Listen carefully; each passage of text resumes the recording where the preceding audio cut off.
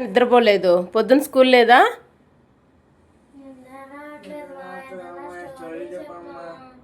Time ఎంత అయింది? ఇప్పుడు స్టోరీ చెప్పను. లేచి కూర్చోండి.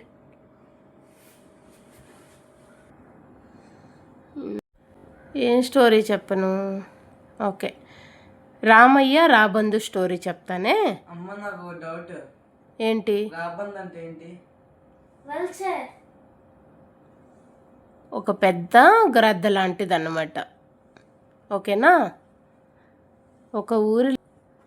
ఒక ఊరిలో రామయ్య అనే వ్యక్తి ఉండేవాడు. రామయ్య పొలం దున్నడానికి వెళ్ళి అక్కడ వలలో చిక్కిన ఒక రాబందును చూశాడు. చూసి రాబందుని జాలితో చూసి దాన్ని వలలో నుంచి వదిలేశాడన్నమాట. ఆ తర్వాత రాబందు వెళ్ళిపోయింది. తర్వాత రామయ్య భోజనం చేసి అలసటగా ఉందని ఒక పక్కనే ఒక గోడ ఉంటే, పాత గోడ అన్నమాట.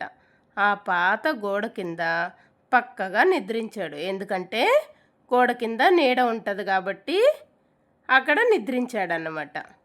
ఆ పాత గోడ తొర్రలో ఒక పాము ఉన్నది. ఆ పాముని రామయ్య చూసుకోలేదన్నమాట. ఎందుకంటే రామయ్య నిద్రపోతున్నాడు కాబట్టి. రామయ్యని కాటు వేయడానికి రావడం గమనించింది రాబందు. అప్పుడు రాబందు అక్కడికి వచ్చి ఆ పాముని ఒక్కసారిగా కాళ్ళతో తన్నుకుపోయింది. ఆ శబ్దానికి అలజడి జరిగింది కదా, ఆ శబ్దానికి ఒక్కసారిగా రామయ్య నిద్రలేచాడు.